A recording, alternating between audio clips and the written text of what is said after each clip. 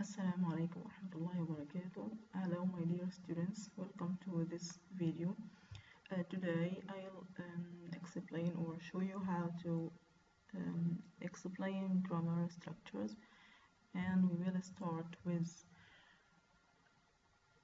the stages of teaching a grammar. First, grammar should be taught communicatively, and these are the stages we have to follow when we teach grammar.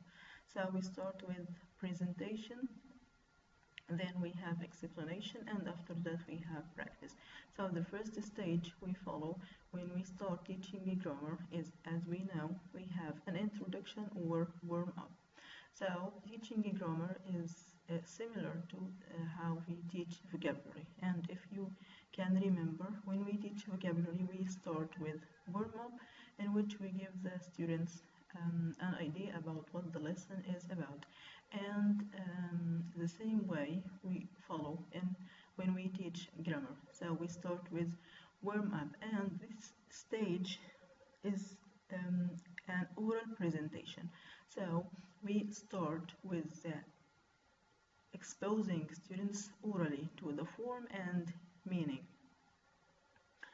And the purpose of this stage is that we help students to get the language items and store them in their short-term memory. And as we said before, students have short-term memory and long-term memory. And the starting or the presentation or the oral discussion, which we start teaching grammar with, helps students to helps the students to get the language items and store them in their short-term memory. And how we give an introduction or a warm-up? Here we can use a text. As we said before, we can make use of the reading texts for giving students warm-up. We can use a tape or a recording. We can give or tell a short story. We can act out a dialogue with some short exercises. And here, this stage should be full of repetitions in order to help students get the language items in their short-term memory.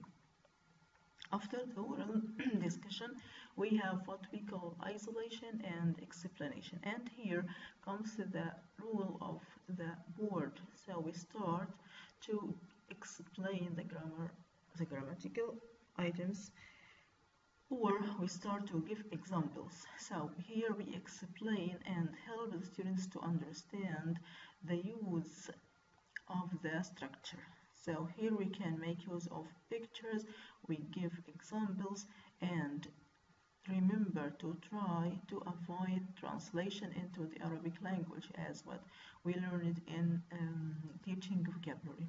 And here we can make use of timelines. When we are teaching tenses, we can draw a timeline, rules within a rule. So we start to explain the rules of the grammatical items, and we give a lot of examples.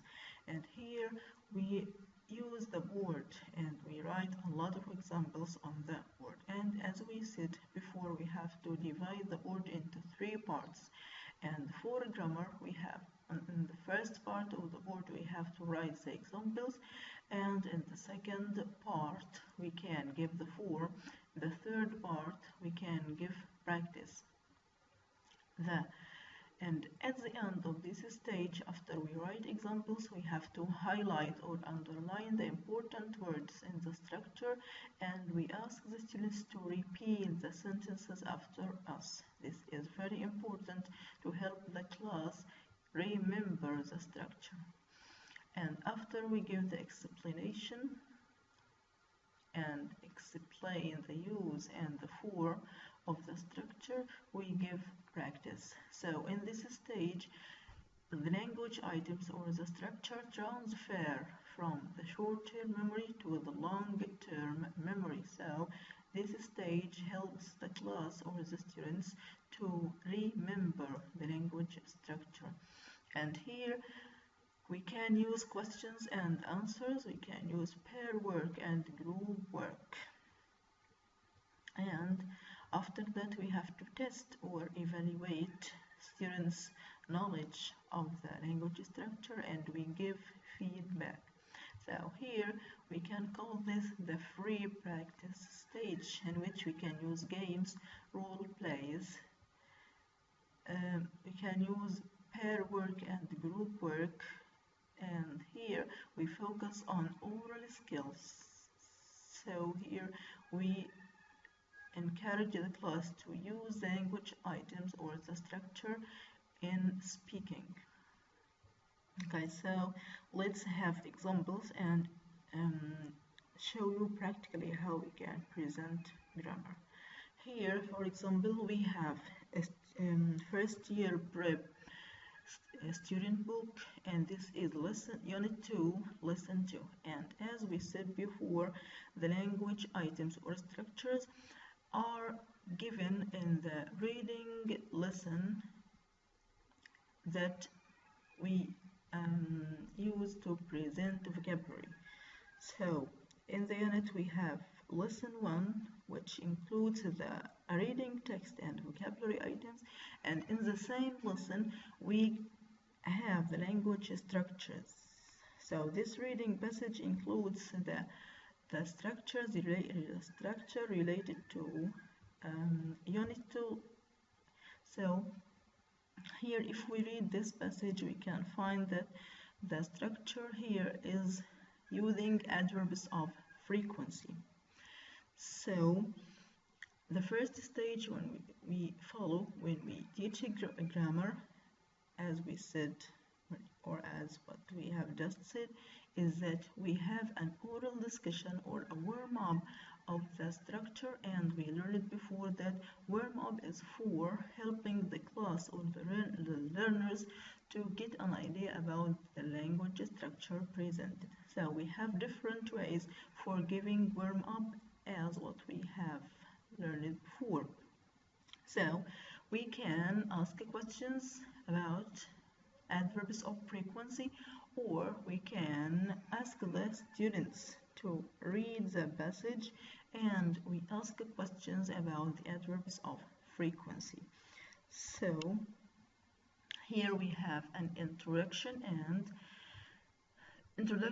or warm-up in teaching grammar should be an oral discussion about the structure, and we can use asking questions as a warm-up strategy. So when we teach adverbs of frequency, we have to start with asking the question, how often do you do something? So adverbs of frequency are used to speak about how often or how many times we do something. So we can start the lesson with asking a question, how often do you get up at 6 o'clock? So the word get up is known to the class, so this question is not difficult. So we can start with this question, how often do you get up at 6 o'clock? And if the question or the word how often is difficult for the class, you can restate the question and ask, how many times do you get at 6 o'clock? If the question is still difficult, so you can restate the question again and say, I mean, do you get up at 6 o'clock every day, or on Mondays and Sundays, or you get up at 6 o'clock 3 days? So if things are still difficult, you can, or if students can't answer all these questions, you can talk about yourself. So you can say, for me, I get up at 6 o'clock every day, so I always get up at 6 o'clock. So when we are giving examples about the language structure, we have to highlight the keywords, and the keyword here is always. So I always get up at 6 o'clock. What about you? So you can ask another question. How often do you eat breakfast in the morning with your family? And if the level of students is not so good, you can use a picture of eating breakfast, or you can act it out. You have a sandwich and you pretend that you are eating. So you say, how often do you eat breakfast in the morning with your family? I mean, how many times do you eat breakfast with your family? And you continue in the same way. If the students can't answer, you can speak about yourself.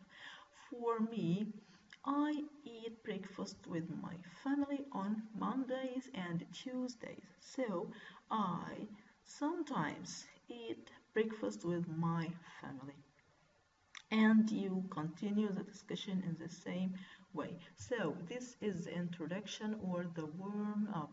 And the purpose of this stage is to help the class to get the structure or to expose them to the language structure many times to help them to remember or store the language structure in their short-term memory.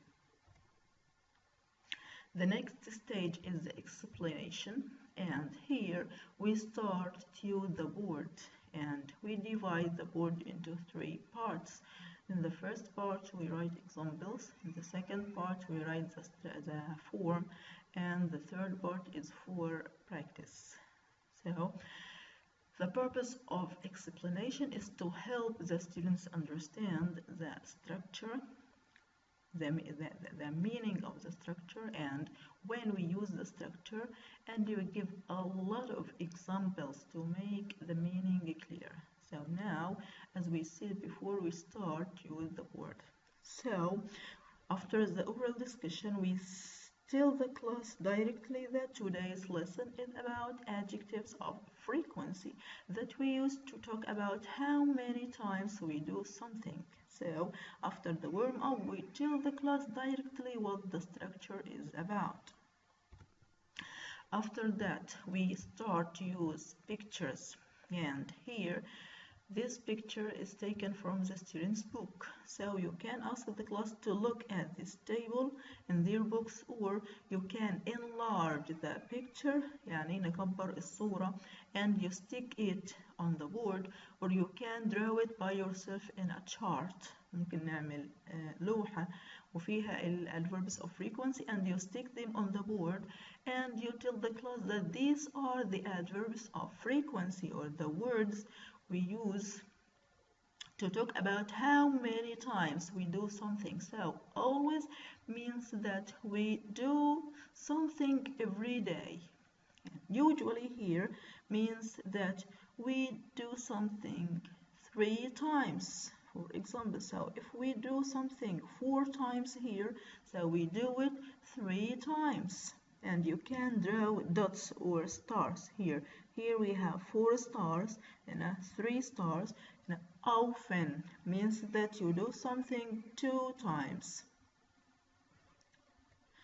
Sometimes here we can draw 1 star or 1 dot. And never means that we don't do something at all. So we start to give more examples.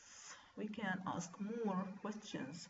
Here you can ask the class to go to this reading text and read it, and you ask questions. How often do Akiko have breakfast with his family?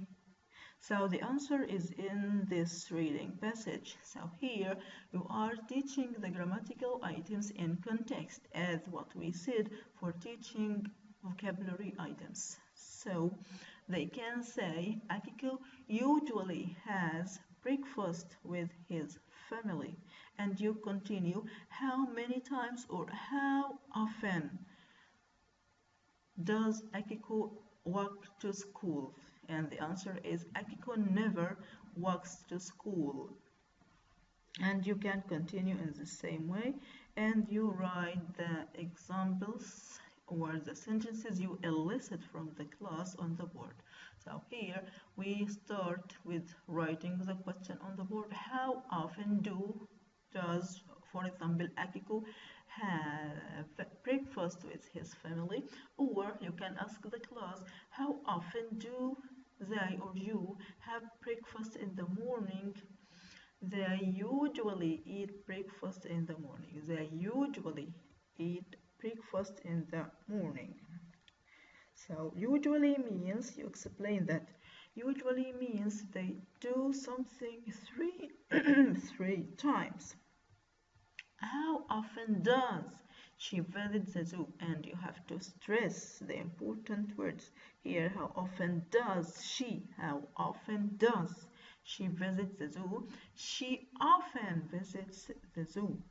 And you explain that often means you do something 2 times. If here we have 4 times, so here 3 times, 2 times. She often visits the zoo, and you stress the important words and you can underline them. How often do they eat ice cream? How often do they eat ice cream? So the word do here is a key word, so you stress it when you speak. They sometimes eat ice cream. They sometimes. So sometimes here means 2 times. They sometimes eat ice cream. Or they never eat ice cream. They never eat ice cream. So never here means they don't eat ice cream at all. And you tell them that never means nothing, so they don't do something. After you give these examples, you highlight the form again. So when we want to ask about how many times we do something, we use how often, and you underline the word how often, and with the they, we, and you, we use, or I, we use do. How often do they have breakfast in the morning? They usually, and after usually we have that with they, you, we, and I, we use the verb without s. So they usually, you underline the important words. They usually eat breakfast in the morning. And you continue with the other examples. After that, you ask the class to repeat the questions and answers after you many times. And so ask the class, repeat after me. How often do they have breakfast in the morning? How often do they have breakfast in the morning? And they repeat after you. After that, we have, here you can write the form in on the second part of the word. So you write, for example, how often plus do plus they, we, I, you plus verb. And how often does he, she, it plus how often does plus he, she, it plus verb.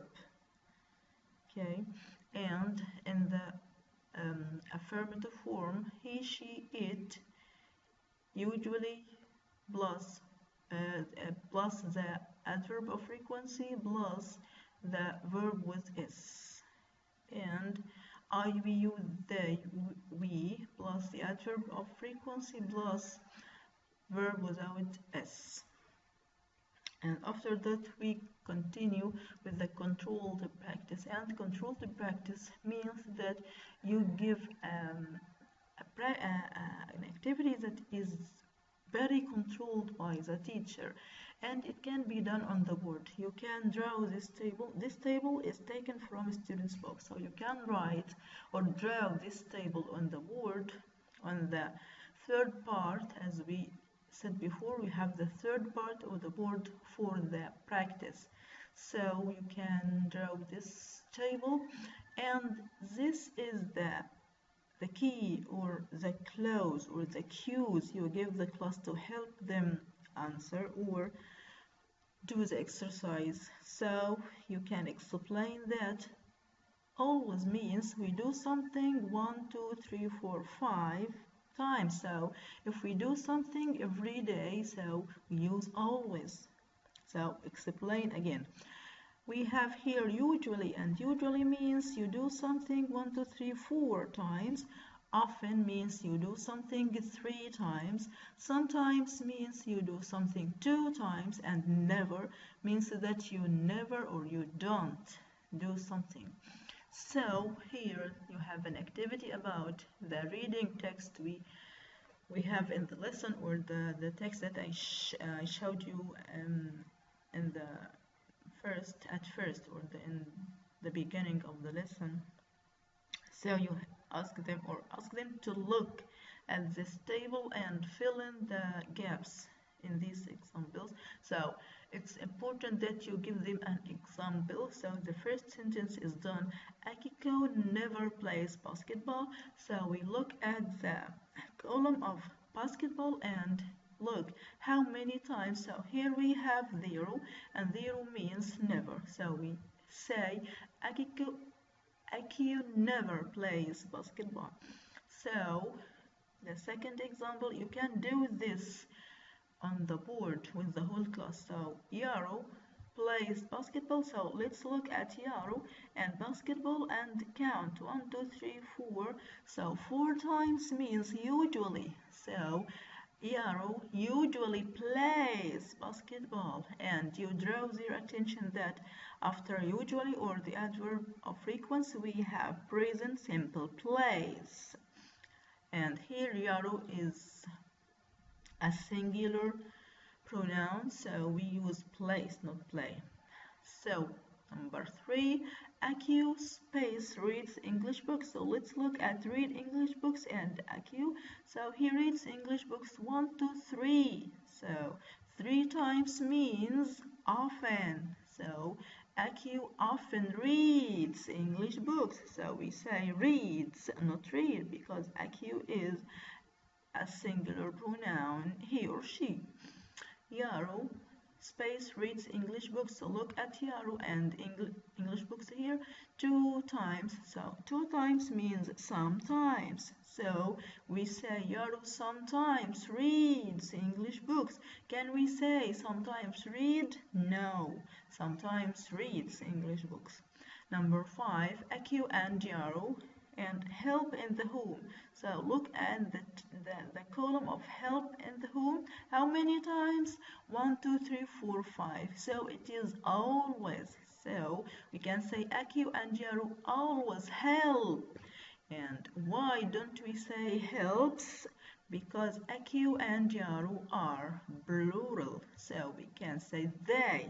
So with they, we have a verb without s. So here, this is the controlled practice, and this helps the class to get the language structure in their long-term memory. After that, you have to give guided practice, and here with guided practice you give the students guidance. So here you give them keywords. We have 4 examples here, and you ask them to ask and answer questions using these words. Maybe you can do it on the board, or you can ask them to do it in pair work. So again, you have to give them an example on the board to follow. So you can do the first one. So make a question with how often eat breakfast, and the answer is with always. So you can give them the example on the board. How often do you eat breakfast with your family, for example? And the answer is I always eat breakfast with my family. And you have them to give them 2 minutes or 3 minutes or 5 minutes to ask and answer in pairs, and then you elicit answered from the class. And in this stage, it is very important that you correct students' mistakes and you write the examples on the board, and again you can ask them to repeat the examples. The last or the final stage in your practice should be free practice, and free practice is always done orally or in writing. So they produce or they use a language structure to speak about themselves or to write about themselves. And here ask and answer the questions in pairs, and here they ask and answer about themselves. This activity is found in a student's book. So you can ask them to do it from their books. So here they have some verbs: get up at 6:30 a.m., go to bed at 8:30 p.m., help in the home, play basketball, and make sure that students know the meaning of these words, and they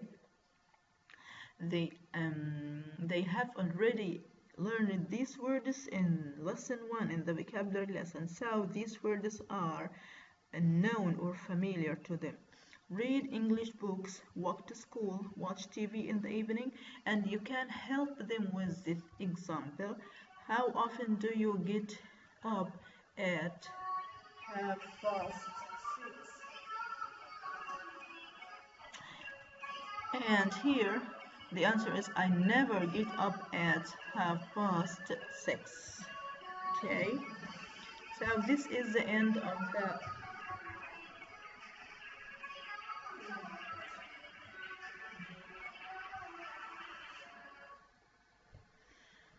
Okay, so this is an example of using or explaining a grammatical item, which is using adverbs of frequency.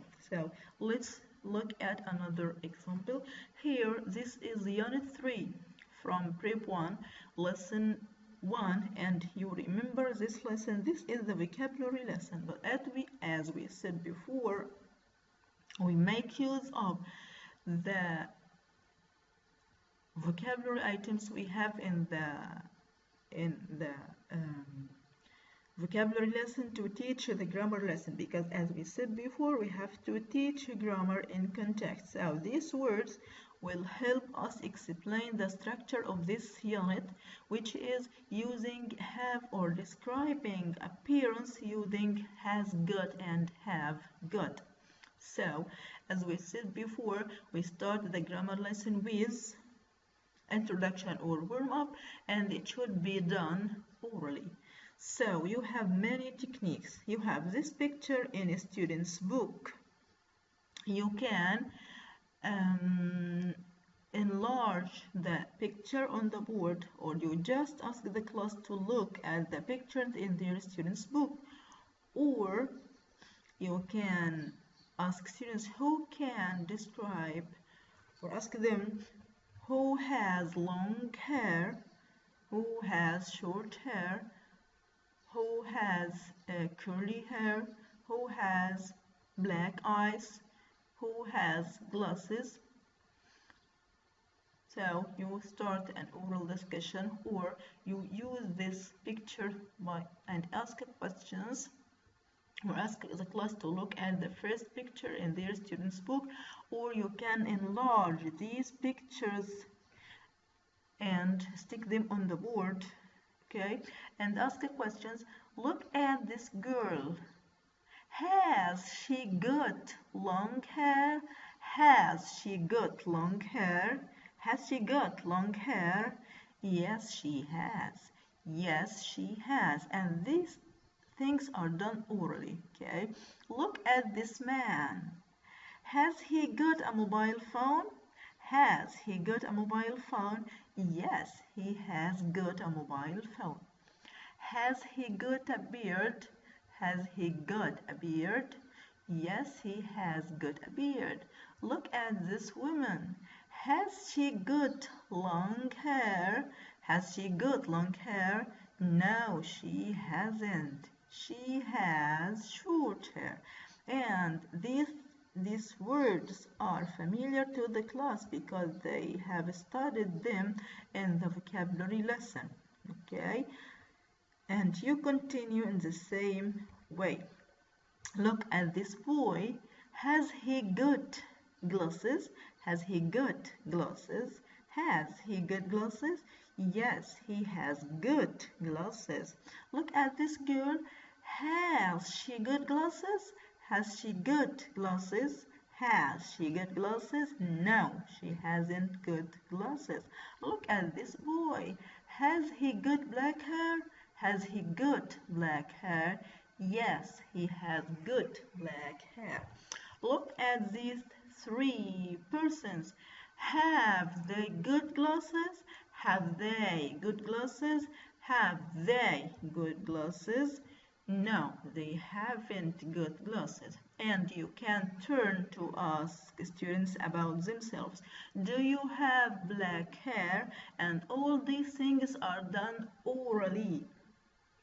And the purpose, as we said before, is to help them store the language items in their short-term memory. So exposing them to the structure orally before explaining even the meaning or the form of the structure will help them to memorize. So remember to do this part orally. Okay, and we turn to the second stage of the lesson, which is explanation. So you start directly, or you say directly, that we use have got and has got to describe our appearance or the things we have.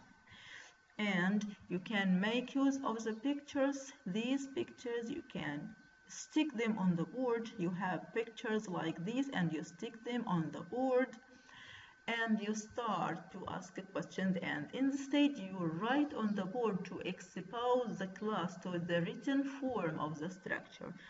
Okay, so start asking questions about the pictures or about yourself or about specific students in the class. So we have different techniques.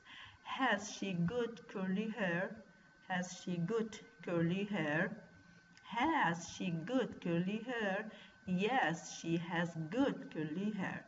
Yes, she has got curly hair. Yes, she has got curly hair.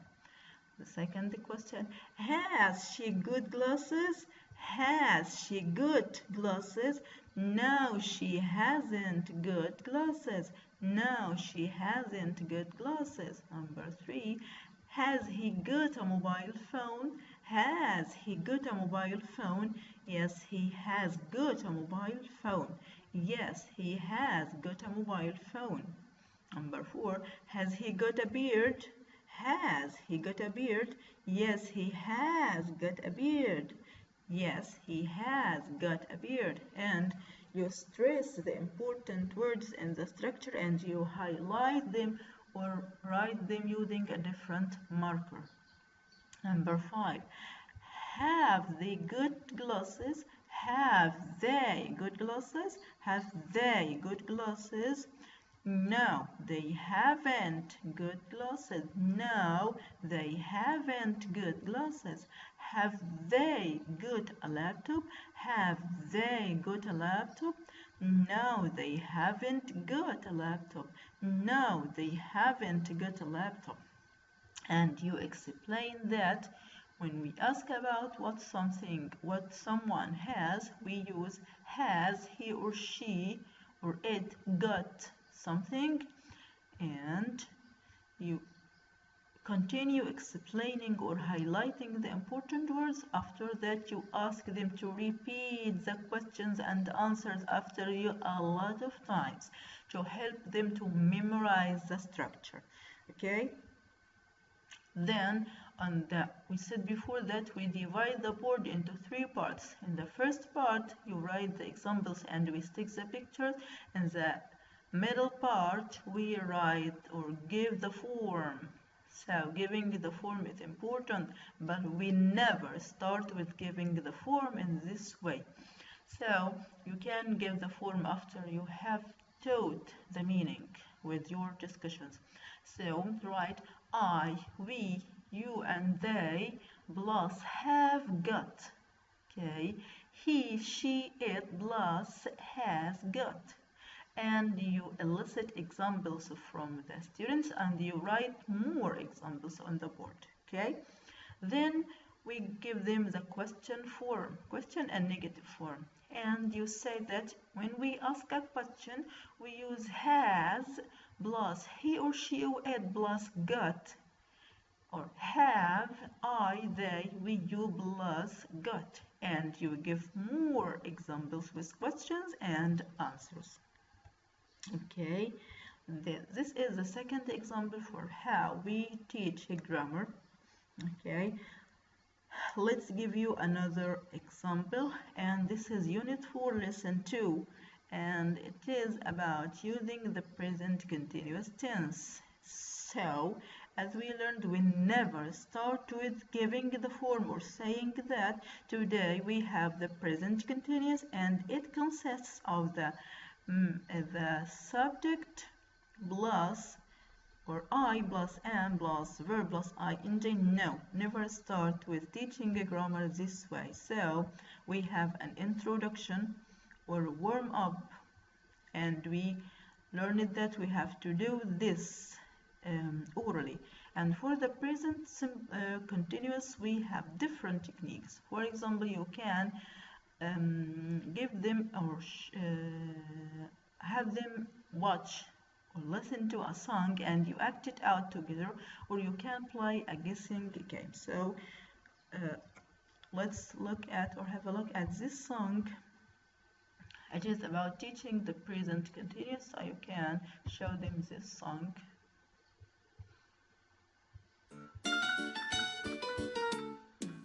What are you doing? I'm washing. What are you doing? I'm eating. What are you doing? I'm dancing. I'm dancing now. What is he doing? He's running. What is he doing? He's drawing. What is she doing? She's sleeping. She's sleeping now.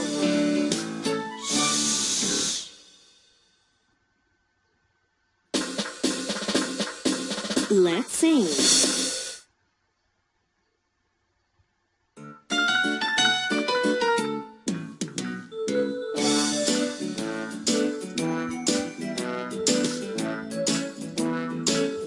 And this time, after you sing the song together, you can use here. This part is for the class to sing with. This part is for them to sing with the music. So you can sing with the music together and you act out the actions together. For example, eating, drawing, running, sleeping. You can pretend that you are sleeping using your actions or your body.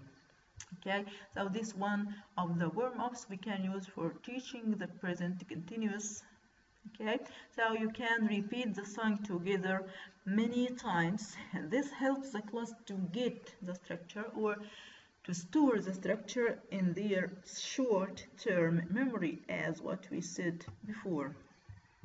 Okay, another way for giving the warm-up for this lesson is that you can play a guessing game. You can play a guessing game. And here, how can we play a guessing game? You can prepare cards with verbs like the verb drink, sing, run, jump, and you give, and all these words are known to the students because they have learned them before. You give students cards of these verbs and you ask them to come to the board, everyone to come to the board and act out the verb he has, and you can help them. Each student that comes to the board, you can whisper to that student and say that, pretend that you are drinking or you are singing. So the student starts to act out in front of the class and you ask the class, what is he doing?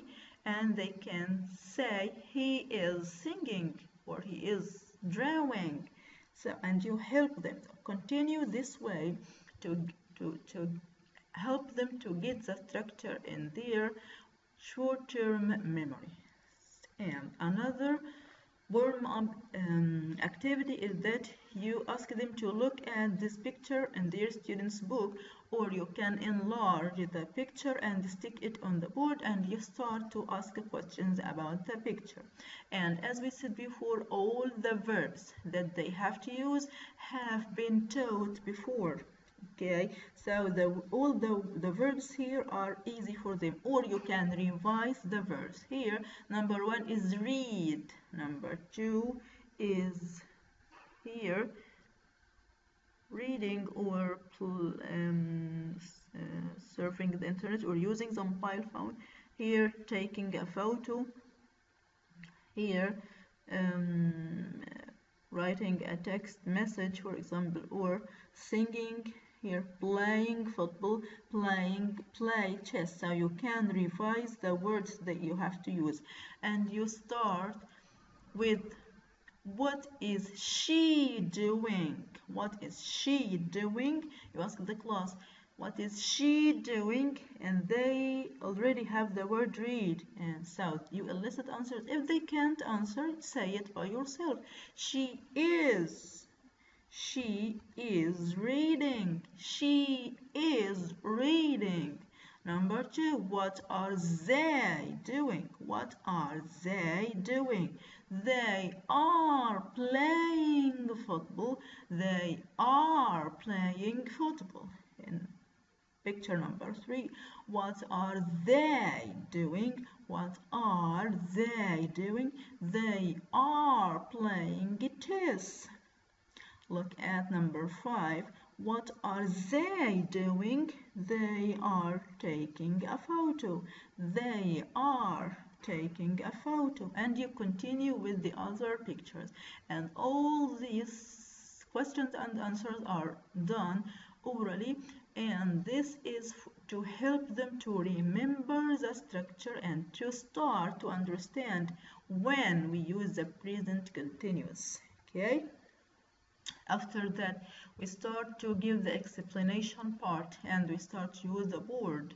So we divide the board into 3 parts, and here we start to write the questions and answers we have discussed already. What is he or she doing? He or she is reading a book. He or she is playing chess. He or she is doing homework. What are they or you doing? They are singing. We are writing an email. They are running. And you highlight the main structure, and you ask the class to repeat after you the examples a lot of times, and you explain or tell them directly this is the present continuous, and we use it to use about things happening now. So the word now is a key word, or at the moment, or listen, or look. These are all key words we can find in the present continuous. So highlight the main structure and ask them to repeat the sentences a lot of times after you. And in the second part, you give the yes/no questions and the negative examples. So tell them that when we ask a question, a yes/no question using the present continuous, we say, is he or she running? Is he or she running? Yes, he or she is running. No, he or she isn't. Okay. Are they playing chess? Yes, they are, or no, they aren't. And you continue asking questions about these examples and give more questions. Okay. After that, we don't forget to give the form. You give the form. So tell the class that when we want to make a sentence using the present continuous, we say he or she, or he, she, it, plus is plus verb ing. We use they and are plus are plus verb ing, and you can write the keywords here. Now, at the moment, listen, look. And don't forget to make more examples, elicit examples. For example, you give a verb and you elicit examples from the class. So here, write a lot of examples for the statement or the affirmative form, and you give the form for the question.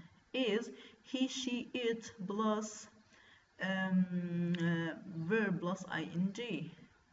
Um, are, we, you, they plus verb ing, and you give more examples.